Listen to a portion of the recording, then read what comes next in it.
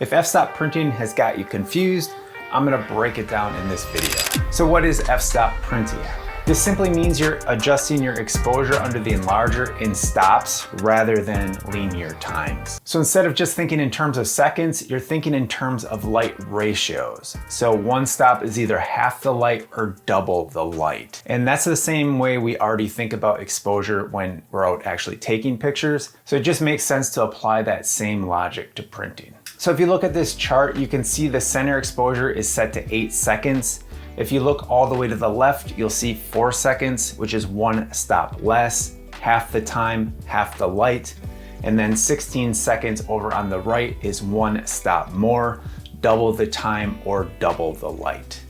The numbers in between are set to quarter stops, so each step is a quarter stop more or less light. So this is just a really simple way to think about it when it comes to increasing or decreasing the exposure. If your proof print is too dark, you can ask, how much do I need to lighten it? Maybe it's a quarter stop if you need a little bit, or maybe even if you're just slightly off, it's an eighth of a stop. You can then see that a quarter stop is right around 6.5 seconds. And if your timer doesn't have like a tenth of a second on it, don't sweat it, just round that and use 7 seconds instead. Now, of course, if you do have a timer that can handle it, yeah, you're gonna wanna be as precise as you can be, but don't let that stop from starting to think this way and make your exposure changes this way, because this will make your test strips and proof prints easier to read, easier to repeat, and easier to scale. The biggest benefit in thinking of f-stops is that the decisions you make when moving from a proof print to a final print just become much easier to visualize. And it's also much easier to transfer your settings from one print to another when you're scaling or changing sizes. For example, if you're printing a 5x7 and you have complex dodges and burns, a set of them that you're doing, you can print the same image at 11x14 rather easily and just transfer all the settings. You just need to determine the base exposure and then everything else is gonna fall in place easily. And that's because when you say, I need a half stop more light over in this corner of the print, that half stop calculated in seconds works the same across both prints. You only need to adjust the base exposure. This makes scaling and repeating more straightforward and much easier. And in just a minute, I'm gonna show you how to create a visual set of prints you can use as a tool to start nailing exposure without all the guesswork. So it's much easier to adjust exposure before printing and think, this area needs half as much light, or this area needs twice as much light, or this print needs a quarter stop less light. This just feels much more natural because if we're using linear times and percentages, exposure increases, they're not equally spaced. In other words, adding 3 seconds to a short exposure is not gonna feel the same as adding 3 seconds to a much longer exposure.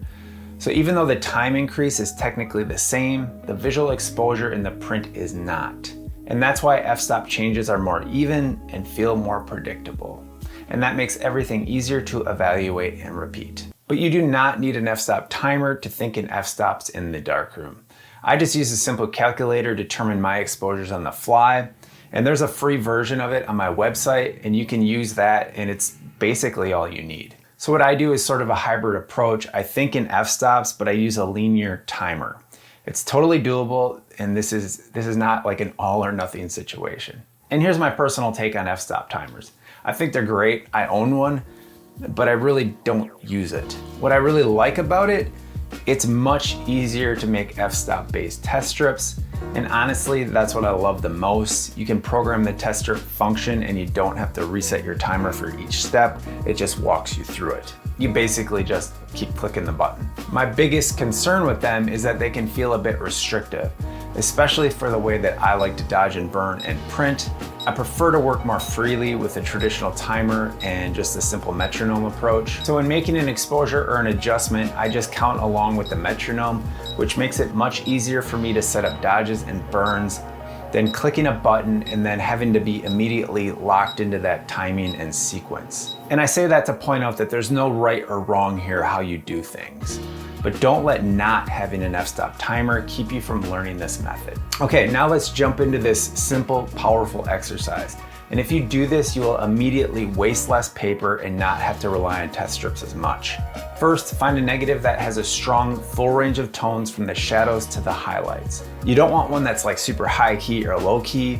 Ideally, you want a negative or a final print that shows a full range of tones, and that's gonna make this most beneficial for you. Take that proof print and then use the f-stop calculator, or if you have an f-stop timer, that's fine. But you wanna calculate print times for plus or minus 1 stop in quarter stop increments from that proof base exposure. Now, something to consider: if your initial exposure time is less than 10 seconds and you do not have a timer that goes down to tenths of seconds, I recommend stopping your lens down 1 stop to double your exposure time.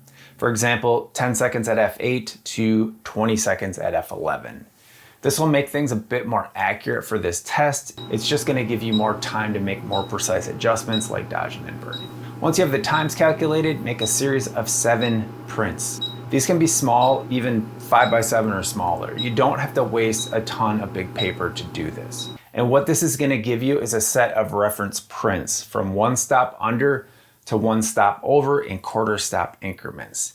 And you can put them on your darkroom wall, in a binder, in a folder, or somewhere you can easily access them. And what this will do is give you a visual reference for the next print you make. You'll be able to see what a quarter stop, half stop, and 1 stop actually looks like. And this makes it very easy to start judging your shadows, highlights, and midtones when you're going to make adjustments on future prints. When you look at another print, you'll be able to say, oh, that's what a quarter stop looks like, or that's what a half stop looks like.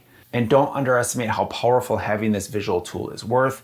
It's easily worth 7 small pieces of paper, and it will probably save you hundreds of sheets in the long run. I've watched many students in Unlock the Darkroom improve their printing dramatically and waste a lot less paper through this one simple exercise. And it's because you're no longer guessing blindly. You're making much more informed decisions, and you can correlate what a quarter stop looks like, what a half stop looks like, and what 1 stop looks like. So the biggest takeaway I want you to get from this video is this: f-stop timing is not about making darkroom printing more complicated.